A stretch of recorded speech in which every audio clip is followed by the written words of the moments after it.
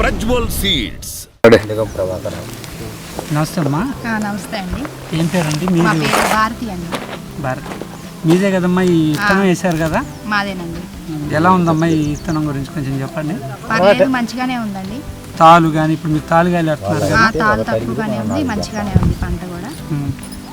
పెట్టుబడి వాటి గురించి మీకు ఏమన్నా? పెట్టుబడి అంటే పెట్టాము. అందరు చుట్టుపక్కల రైతులకి మనకు మీకున్న మీరు వేసిన తోటకి తేడా ఉంది కదా? తేడా చెప్పండి అమ్మా.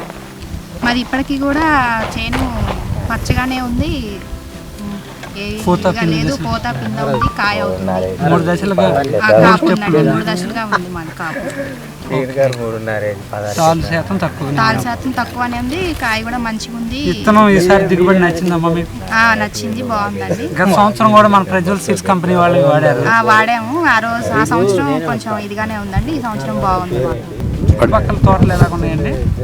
చుట్టుపక్కల తోటలు అంటే ఒక్కోతికే దాదాపుగా 90% అయిపోయిందండి.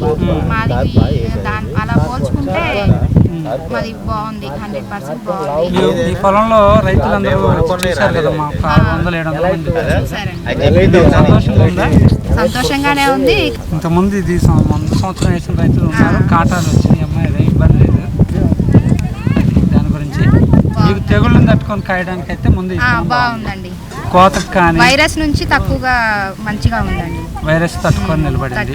ఇప్పుడున్న నల్లిని కూడా తట్టుకుంది. అవునండి, ఇప్పటికి కూడా మా తోట పచ్చగాను, చెట్టు అనేది మెత్తగా ఉందండి, పూత మీద ఉంది మంచిగా. నీళ్లు పెట్టుకుంటా మందు పెట్టుకుంటా చేసుకుంటున్నాం. ఓకే. భూమిలో బలం కనుక మీకు తెలుసండి, ఎట్లా ఎక్కువ వేసారా తక్కువ వేసారా?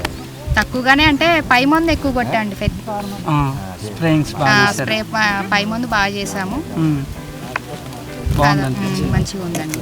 మీరు రైతులకి ఏమైనా చెప్తారా? కాయలు బాగున్నాయి, కలర్ బాగున్నాయి, ఇవన్నీ చెప్పేదంటే విత్తనం పరంగా బాగుంది, దిగుబడి మంచిగా ఉంది, వైరస్ తట్టుకుంది, చేసుకోవచ్చు. రైతుకి మంచి రైతు 100% చేసుకోవచ్చు, సక్సెస్ అవ్వచ్చు. అందరూ మంచిగా పంట పండించుకోవాలని ధైర్యంగా తీసుకోవచ్చు. ఈ విత్తనాలని చేసుకోవచ్చు అండి, మంచిగానే ఉంది. ప్రజ్వల్ సీడ్స్.